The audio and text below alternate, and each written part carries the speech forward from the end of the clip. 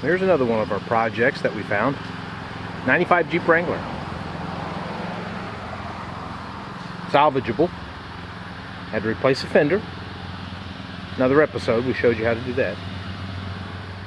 Some of the requirements to put this back together was a complete shot spring underneath, front end alignment,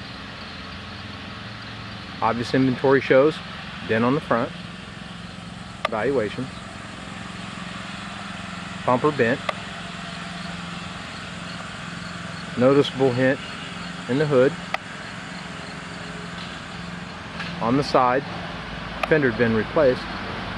That was another episode.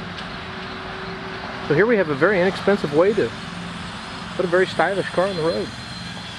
Here you can see some of the obvious still impact of the rollover. A little better bay, a better angle. Obvious impact, buckled the fender. Very repairable, very repairable. Very repairable. Windshield was required. Some states have different requirements. We had to put a new windshield in this one.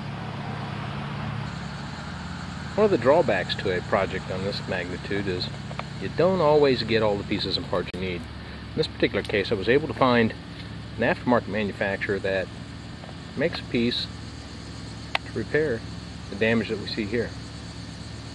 I understand the car's already been totaled, so we had to have it highway inspected. State Highway Patrol had to put it through its test. And currently one of the things that we just found,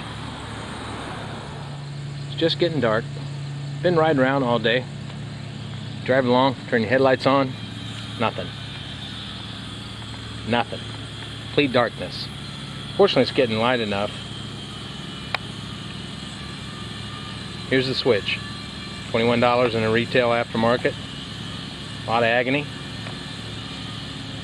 Disassemblement of the column. This project required just the simple use of a Phillips screwdriver, the basic typical 12-volt test light, and a few screws to come loose. As you can see, we had to take out the column here. Just 7 or 8 screws, and 2 screws around the headlight switch bezel. Replacement of the headlight screw. Here at the top, reinstall the switch housing cover, 3 bolts that attach and hold it securely. Now go ahead and reinstall the plastic cover, 4 bolts that hold it secure. Well, after many hours of searching for a retail outlet chain that carried a top for this Jeep project, I was a little disappointed. The few that I found had to special order it, so nothing was in stock. When I turned to the dealer, their price was a little more than I wanted to put into this project, so I went about the traditional catalog market shopping. A lot of companies out there willing to market various pieces and parts through their catalogs. But I did find one specifically that had nothing but Jeep products. Pretty exciting. It's like a kid in a candy store. Matter of fact, I found the top as well as a few other things we'll talk about later. But after choosing my top, I tore the page out just so that I'd have a reference on it, because if you're like me, you get a ton of catalogs in the mail every day. $650 delivered right to my door. Not a bad price when you consider the options of the dealerships. The thing to look forward to is once it shows up at the door, it's just a weekend or so project.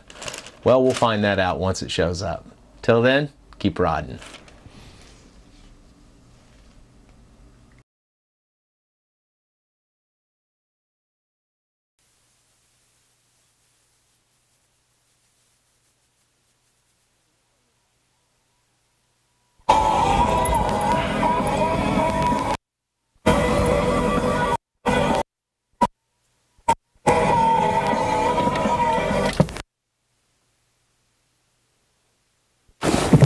Hello, welcome to another episode of Street Rods Plus.